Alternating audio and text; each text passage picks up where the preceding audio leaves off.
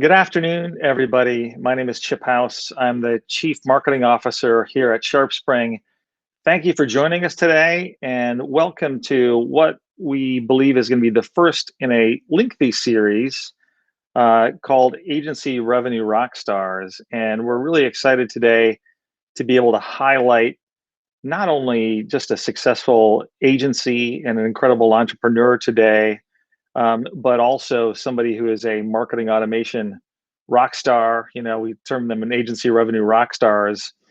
And this kind of content, if you've been to any SharpSpring events before, you'll know how important this is to us because we've really built our entire business around the needs of agencies.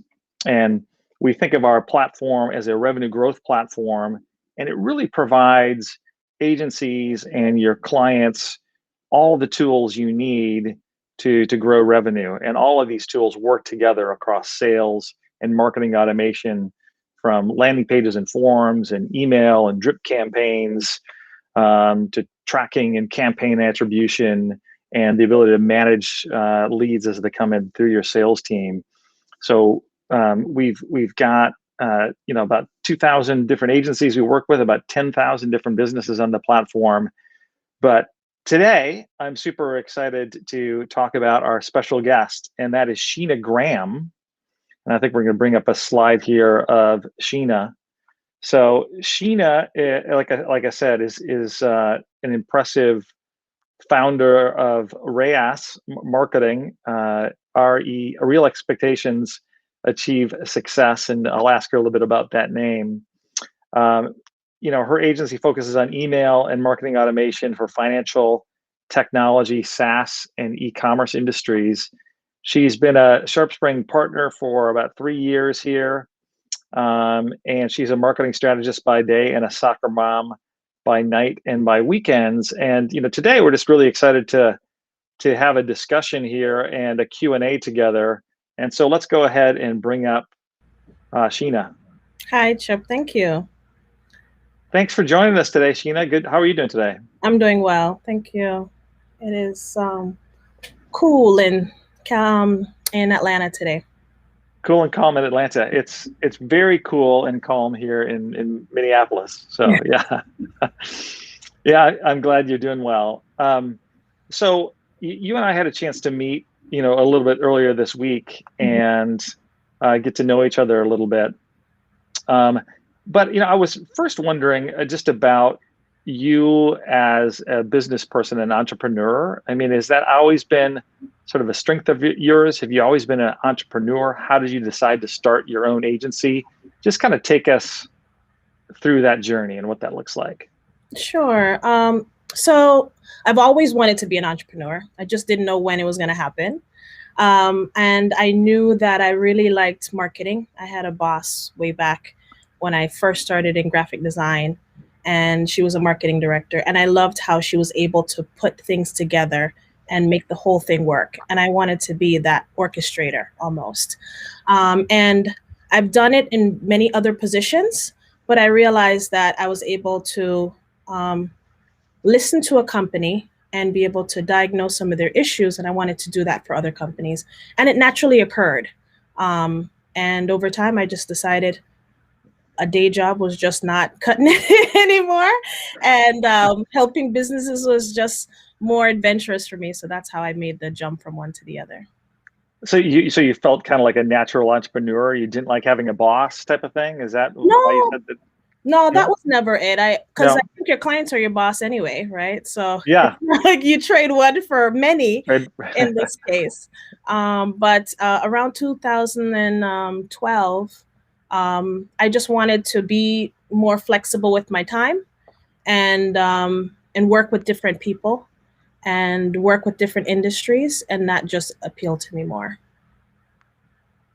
Got it. Well, drill into the name, if you will, a little bit for me. It's just an interesting name, and it's also sort of your motto: real expectations achieve success.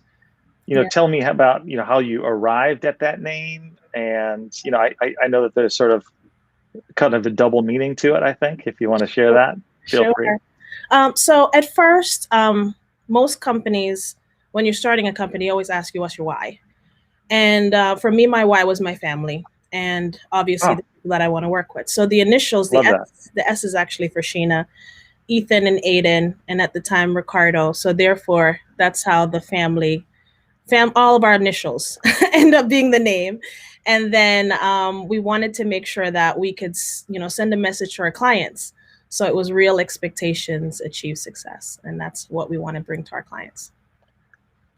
I love it because it's sort of a dual meaning there and builds in your why, like you said, which is super helpful. Has that proved like a valuable North Star to have for the business as you're building it? Definitely, because with our team, we always want to say, okay, what are we doing? How can we measure it? How can we prove success? And I think when we start a campaign that way, or any of our implementations that way, then we're able to write it down and deliver what we say we're going to deliver. Yeah, yeah.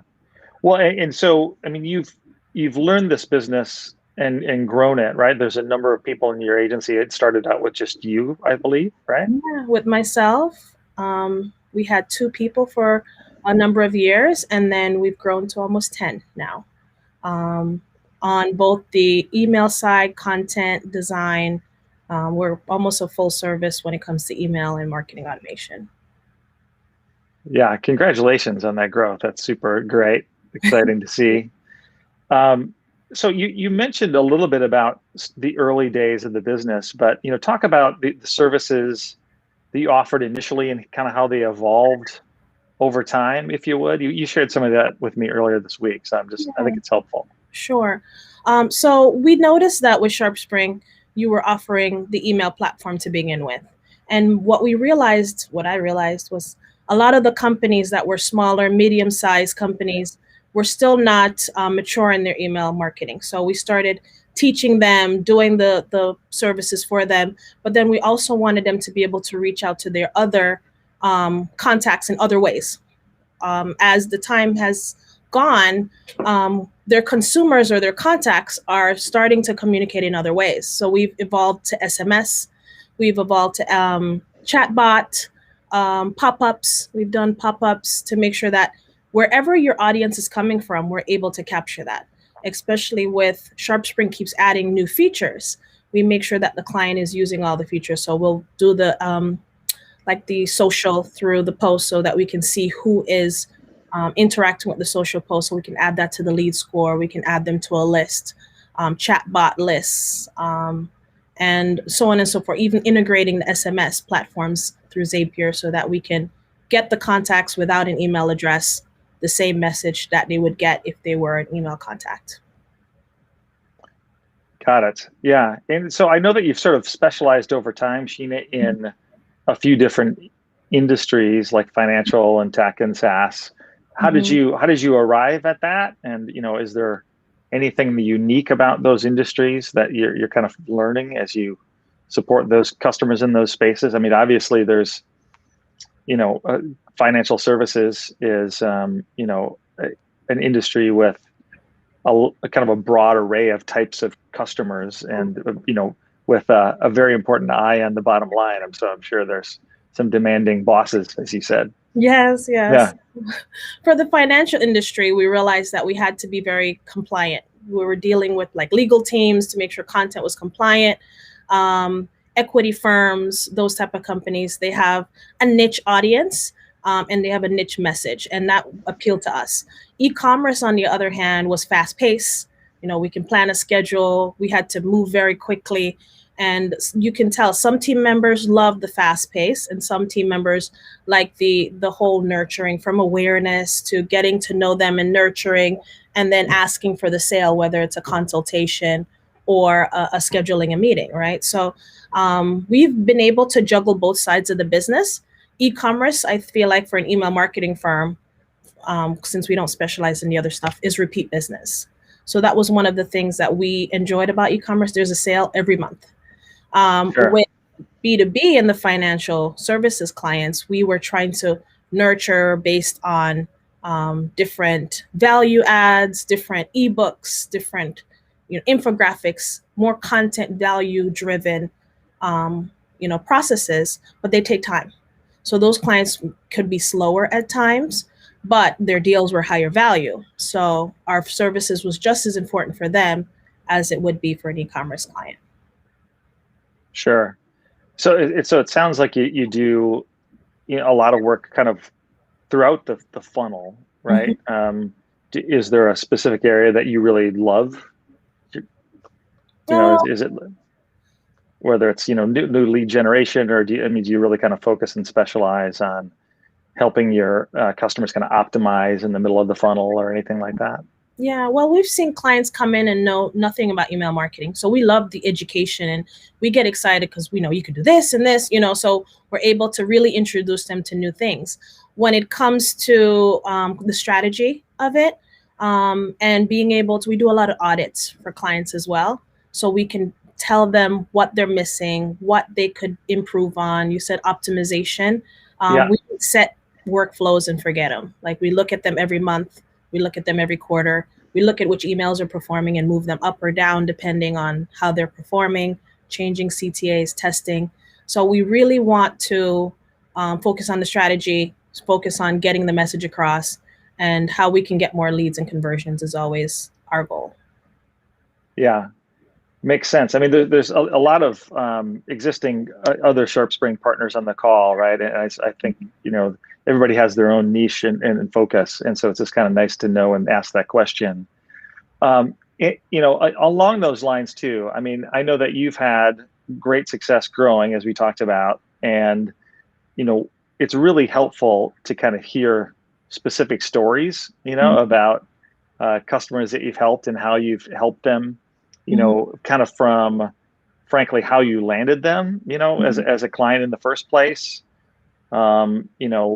What was the initial strategy and what technologies you use, to help them achieve their goals, and any sort of unique approach that you took or they took, that achieved it. I know that you had a couple of great ones when we talked earlier this week. Sure, yeah. Well, the first one I wanted to talk about is a debt consolidation and company.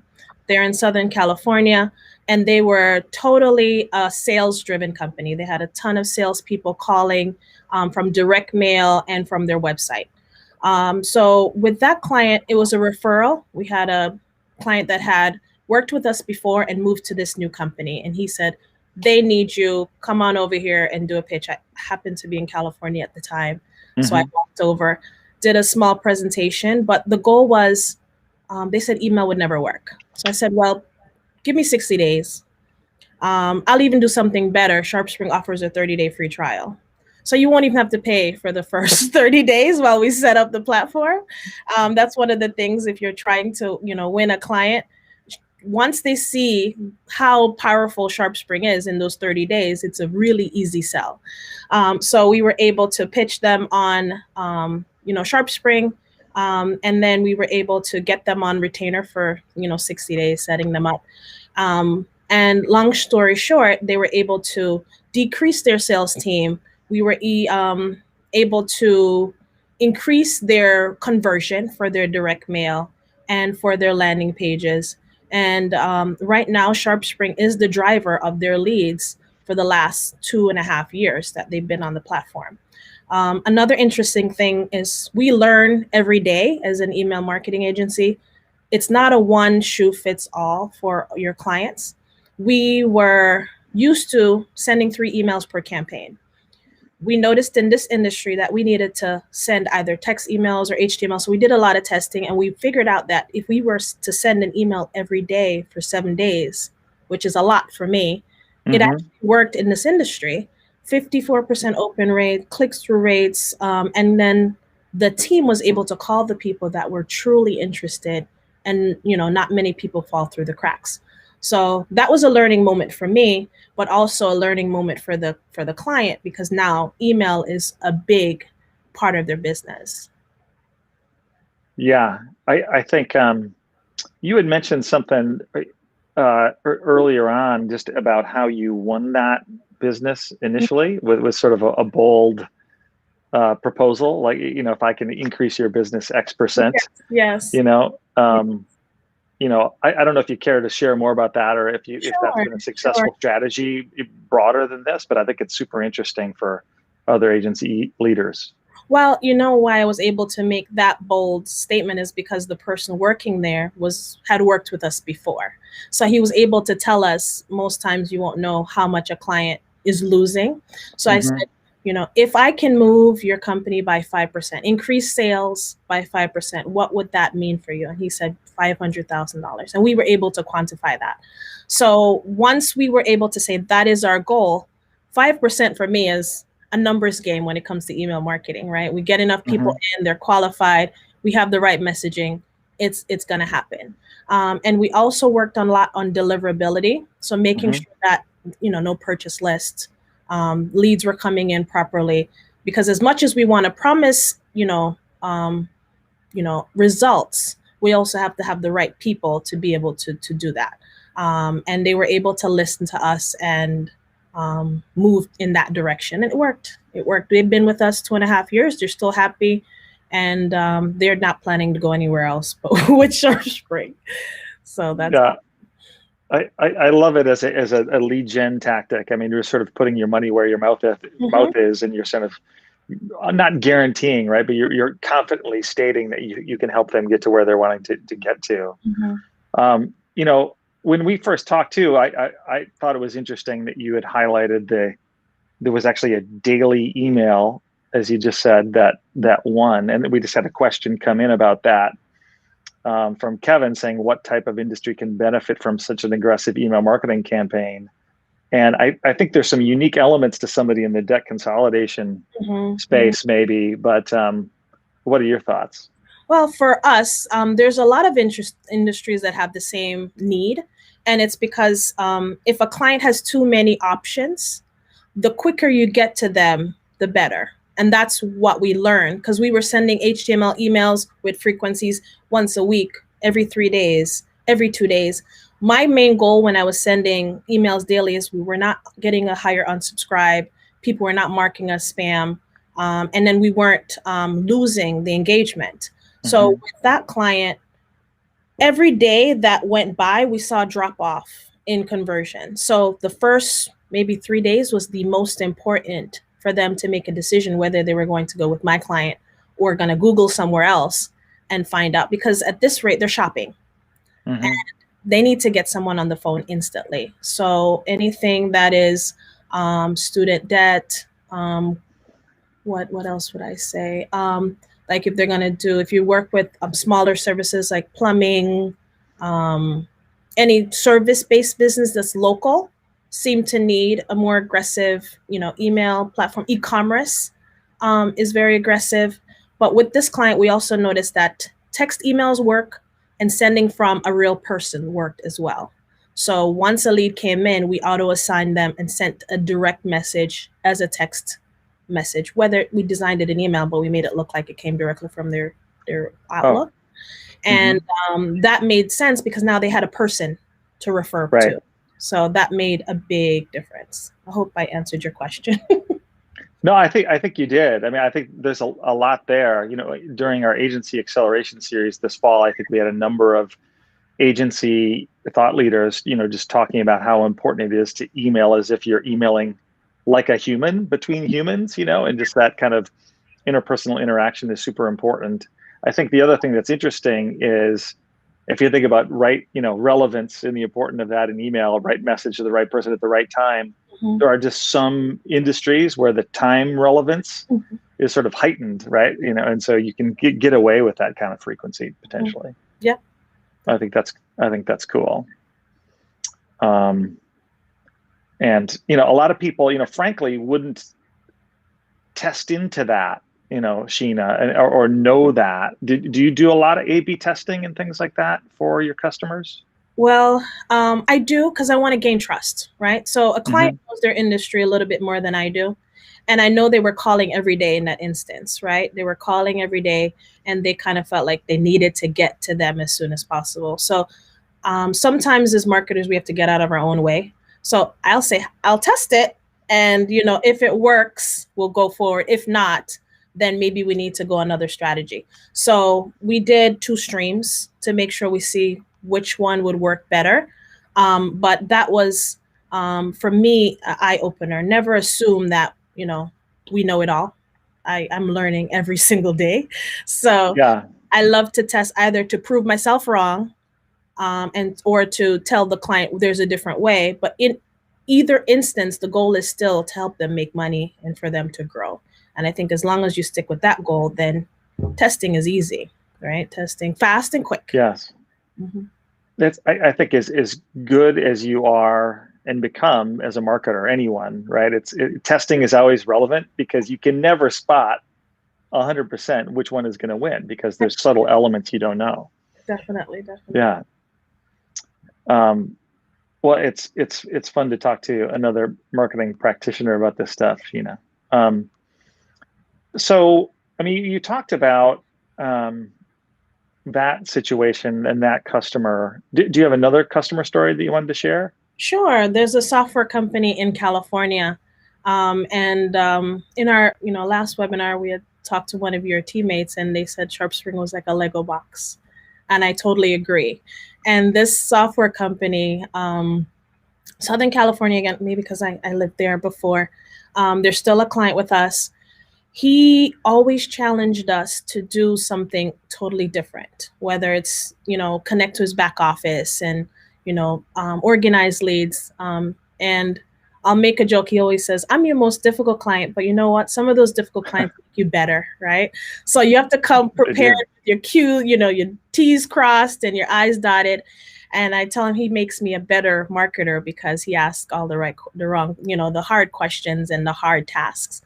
So with him, we've created some of the most complex workflows, the most complex filters. The SharpSpring support team is probably really annoyed with me because I'm always asking, what if I do this? Or, how can I get it to work?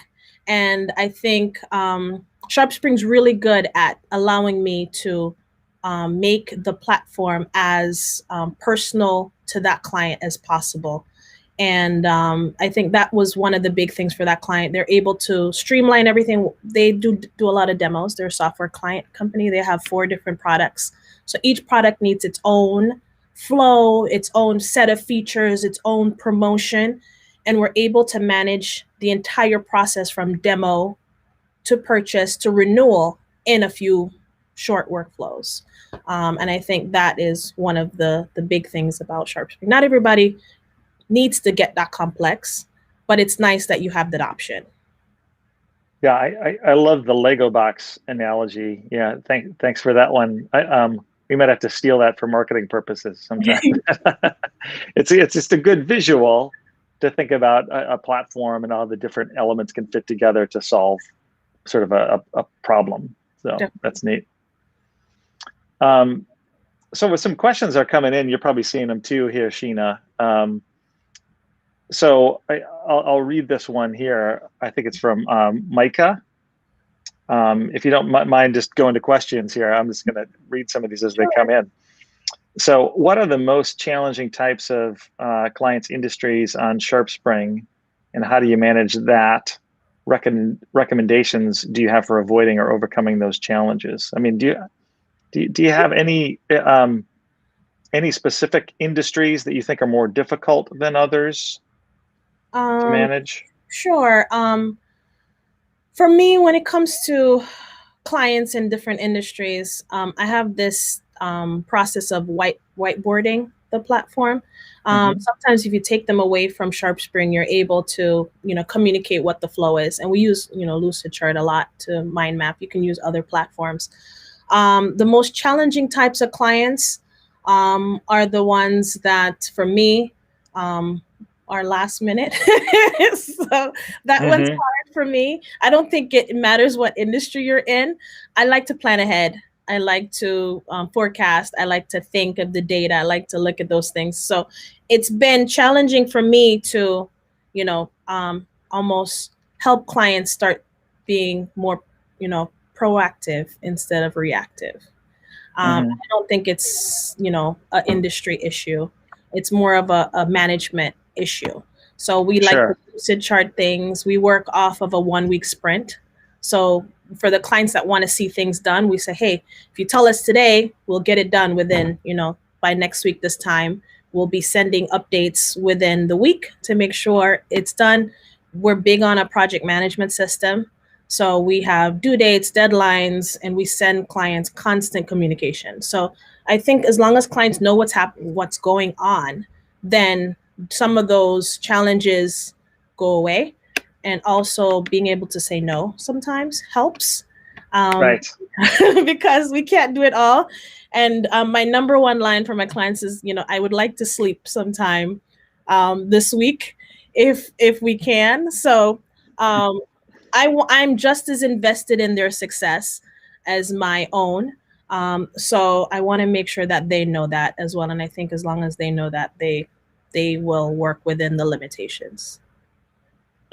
Yeah, I totally understand where you're coming from, where it's more so than any specific industry. It's the client themselves and what their unique needs are, and how much you can kind of get them to commit to working on this with you in a way that's really prudent, that might take more work to set up appropriately, if it's campaigns that have to be built for tracking for the different touch points and things like that. It's a bit of an education, I'm guessing, you find for people that are new to marketing automation. Yeah, definitely. And we always tell them that we have two people that's always here to support them. So if I'm not here, their project lead is there, CC both of us. Sometimes I'm so fortunate my team answers a question before I even get there. So it's really awesome. I would say your team is probably going to be your best asset when it comes to, those type of clients. But you're right. It's not necessarily industry specific. It's more of, having a open communication with them about what to expect. Yeah, makes sense.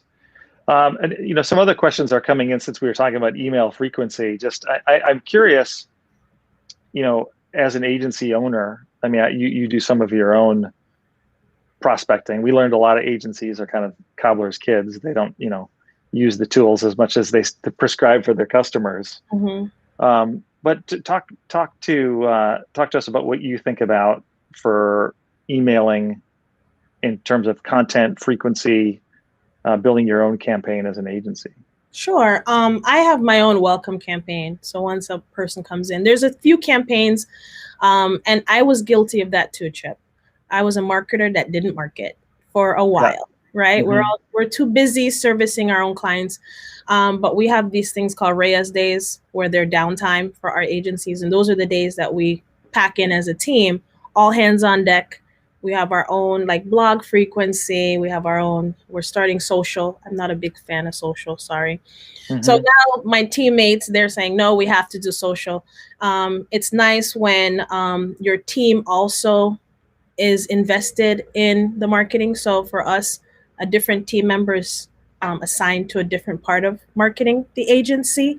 But for our own emails, we have a welcome campaign. We have emails based on pipelines, just like you would for your clients. So if they're in proposal stage and they don't get back to you, having that reminder to say, hey, do we need to reschedule a call or discuss, the proposal?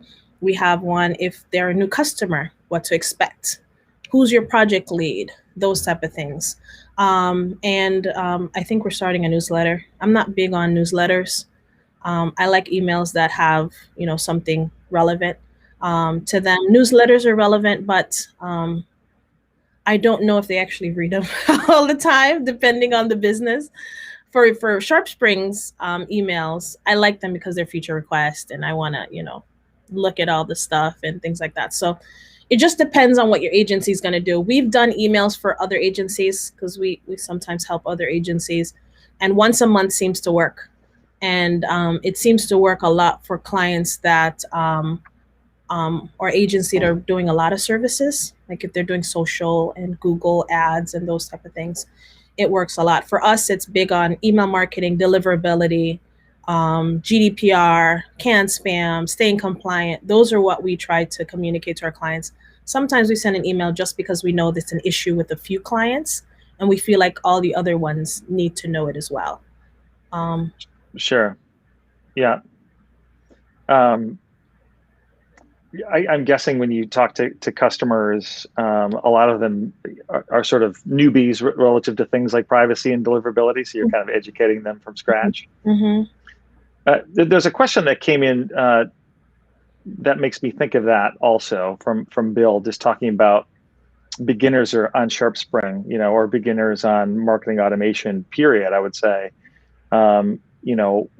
What's the turnaround time, especially if somebody's working with your agency, Mm-hmm. to get a successful campaign created and a workflow built and things and launched and things like that. Mm-hmm. From my past, I know, and the work I've done in the email space, working with even some large enterprise customers, the hard part is not the technology. Sometimes it's the initial discussion and about what you want to do, and what is the journey or life cycle look like, and what are the different communications along that path. Mm-hmm. What those should be, and then you kind of go and build. But sometimes that initial discussion is tough. Do you find similar, or what would you say? So a few things. I think as an agency, we know what we do the same thing over and over again, depending on the industry. So if it's a welcome campaign, what we've done is save some of those awesome workflows in our own agency platform, and we can copy them to our clients' platform. So at least we have a starting point. So for this question about successful email campaign with a 2-man team, it's a process. So the first thing I would say, specialize what an email campaign is. For us, it's 3 emails initially, and we like to add to it over time. So for the client, I would say we are going to focus on 3 initially. I think 3 is a good number because it doesn't take very long to test 3 emails. And some clients can get frustrated if you have like an 8 email campaign or a 7 email campaign. The time it takes to write all that content, get it approved, and then build those things can take a long time, right? And then they want results. So it's real easy to get someone to say, yes, these 3 look really good. Try to come up with an outline. We have a campaign worksheet where it says email name, what's the objective, what's the CTA, and what's the time that it's going to be sent. 7 days, 2 days, 3 days, whatever the process is. We write the whole thing in a Google Doc. We send it to them. They can make notes. We make changes. So we're working together on it collaboratively with the client. And in the background, we're already building the email template. We're already building the workflow. And we will create an entire thing. And once they approve the content, we move the content into the template and add the trigger. So Sure. within, so for the time frame for us, we've have it down to maybe 8 days, not weekends. Impressive. 8 Yeah, days. that's impressive. So, and that's how fast the client can approve Mm-hmm. the content and the email template, right? We try to create several email templates, try to tell the client a new email template every day or every session or every campaign gets a bit much. It gets a bit expensive too, right? So if we can nail them down to a newsletter template, a transactional promotional template, and then one that's more text-based, now you have a starting point. You don't have to guess what it's going to look like, right? And that's probably takes half the work out of the process, if that helps. It does. Yeah. I mean, you guys have obviously emerged as experts on the platform. And so that it's that sort of time, even with the interaction with the customer, thank goodness for Google Docs to allow us to kind of interact in that way. But I'm assuming you'd be much more efficient if you were doing it on your own. So yeah, definitely. Yeah. So I know that, you and I assume some of the other folks at your agency are, you've used other platforms, right? And so when you choose to put somebody on SharpSpring, what kinds of things are you thinking about? Sure. So the first thing is we work on different platforms because they have different needs. We make it our goal to find out what the best features of each platform is. And when we look at it, we're trying to figure out, okay, how do I give them the most bang for their money, right? Usually I'll look at if they're using other platforms. So if they already have a chat function and a pop-up and, those type of things, how can I reduce some of their overhead and also add all the reporting in one place, right? Especially with the custom reports and all those things. So I always try to pitch them, hey, we need to consolidate. That's one of the big things. because also it cuts down on our team's time having to integrate and check things if it's all in different platforms. The biggest suggestion would be the 30-day free trial. I like to use that as our way to onboard them. So most clients don't want to pay for a platform if nothing's being sent. So we try to take away that barrier from them. And then if they're going to use a CRM, some clients have a CRM and it's not working perfect, then I can pitch the SharpSpring CRM. That seems to be a benefit. And the ease of use seems to be the big thing for them. And then training them to do parts of the project by themselves so they feel more independent, they feel more involved, seems to be the goal for me when I decide to move one from the other. Yeah, that's a great answer, Sheena. And you talked about the Lego box already, which I think is super appropriate. So, 2020 was a tough year for a lot of businesses in general, some agencies certainly. We've kind of learned that some agencies have done just great, especially if they're sort of focused and they found their niche, and they're really able to capitalize on that area. What did you learn, in 2020, and how did you adapt, and how are you using that knowledge to continue, success this year? Sure. One thing is our team was already remote. And I know that was probably a big change for a lot of agencies, moving from an office to being remote and how that happens. Our client was already used to us working remotely. Some clients we realized didn't have the budget anymore for email marketing. And then we realized that we actually grew more because now clients needed a new way to communicate with their contacts. So for us, 2020 was actually a good year. We actually hired, 3 more people in 2020 than we did before. For me, how did we adapt? We got to do things quicker. That was one of the things. In 2020, a lot of companies were hurting. We actually sometimes even cut down hours, not necessarily eliminated the retainer or the project, because we know that they still needed success. So we were able to get more clients this year, maybe shorter hours, but those hours were dedicated to making sure that we're impactful campaigns. So that was one of our big things, is to make sure every campaign either made a phone call, had a contact consultation, something of that sense. Because sometimes we have feel good campaigns, branding. We didn't focus on branding in 2020. We focused on conversion and sales. I think that was one of the big shifts that we did.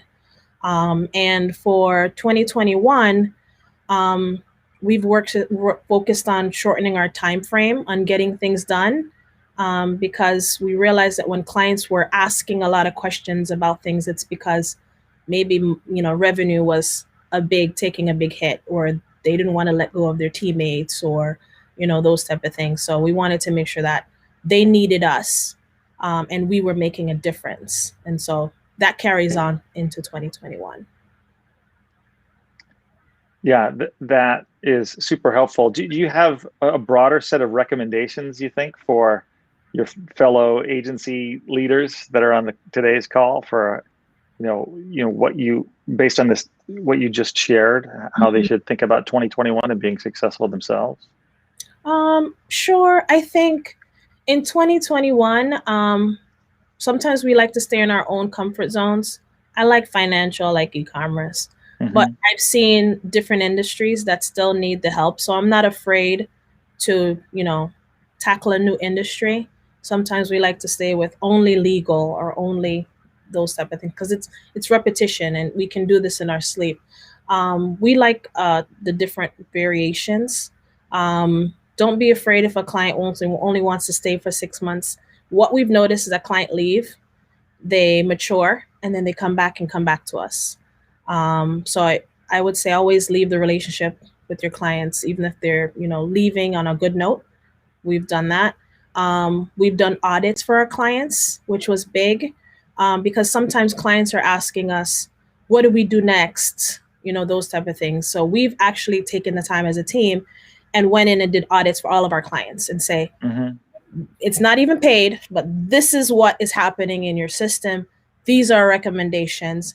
And what we were able to do is put them month by month into getting things done for them. So this month we're focusing on streamlining your chatbot, making sure we get reporting, sending it back to Salesforce, those type of things. So put projects in chunks, recommendations in chunks, in addition to their regular marketing campaign. Another thing that we think you should do, or I should do, what we're doing is we're really good at doing the work, but we're really not good at, telling people we're doing a good job. And so we've implemented this slide that month over month is maybe 2 slides. This is what we did in January. This is the impact we did for your business. And then February, this is what we did in February. This is the impact for your business. And that way, we have proof upon proof of what we've done for your business. And it makes a difference because when they look at their bottom line and they see marketing as a cost, they forget that in January and February, you made them a ton of money. And we just need to be able to remind our clients that you are doing good work for them, that you are making a difference in their business, and that they do need you.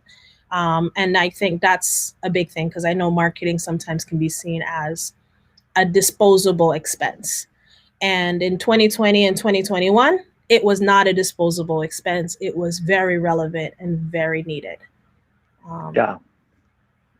So that's great advice. So don't burn bridges, deepen relationships, show and demonstrate your value over time, in 2021. I think that's great advice. Definitely. And somebody even said that. They chatted in, hey, great advice. So nice job, Sheena. Hey, I am going to address some of the things that are coming in via chat. We are recording this session, so we do plan to share it. Also, somebody was asking about getting demos or pricing. We can provide a link to in a chat if you want to learn more about SharpSpring, and we're happy to give you a demo and show you more about the platform here. Well, look at that! As if by magic, a slide came up for me. Learn how with a personalized demo here. SharpSpring.com/Rockstar demo. That's a great place to go if you want to learn more about the platform and about our pricing and how we think about why is SharpSpring a revenue growth platform and how does it all work together, built on a CRM and an automation engine. But that's what it is. And Sheena, you're doing a great job talking about it. Thank you. So we're getting close here on time. I wanted to keep it tight to about 45 minutes. Is there something else that I didn't ask you? Or what else? Anything else that you think I may have missed to ask you that you want to talk about? So someone asked about my pricing model and how that works, and I think we talked about during the week. And we call it level of service. So clients can get 10 hours a week, 15 hours a week, 20 hours a month. We try not to go lower than that because we can't make an impact less than 20 hours a month, right? So we've been able to work as fast as the client needs us to work, or as consistent as they need us to work. And I think that seems to work with us. Our clients understand that we send them weekly reports on what's done. We try to ask them ahead of time, how much time. So for example, they have 10 hours a week. We don't nickel and dime per se. We'll say, hey, this project will take 15. Do you want us to do all of it now? Or do you want us to do some of it this week and some of it next week? So we'll work with them. So we don't just stop at 10 hours and we're done. You can do it different ways. Packages seem to work as well. We like to, give them a one price for a package. Just make sure if you're going to do that, you know exactly how much time it's going to take you to do that. So it makes sense. But clients like to know that they have access to us. And that's why we do level of service, right? So they know if they email or text, we're going to be on it. And they have that support from us on a weekly basis. And I think that made us more valuable to them. They tell us what they want and we get it done in addition to our metrics and our projects as we go on. So we're actually their marketing team. We're we do presentations for them monthly. We help them present to their bosses or their CEOs to make sure that they know what metrics are important to them, and we make sure we deliver those metrics so they look good. We want them to look good. Yeah, that's more great advice. I love your retainer strategy, and it's just easy to understand, and it allows you the latitude to, rather than just complete tasks, do something strategic and prove value over time. I like that a lot. Mm-hmm. So Sheena, thank you again for joining us. I really enjoyed chatting with you, and hopefully I'm positive based on the questions that people loved listening to you. So yeah. Thank you so much. It was a pleasure. Thanks again. Yeah, you're absolutely welcome. Come back sometime. Actually, even stay on here. We'll talk really quickly afterwards. Sure, no problem. We've shared the link there in the chat. Thank you all for joining us today. I had fun, and stay tuned for the next instance of the Agency Revenue Rockstar series, and we'll be excited to tell you another story. Thanks again, everyone. Bye, guys.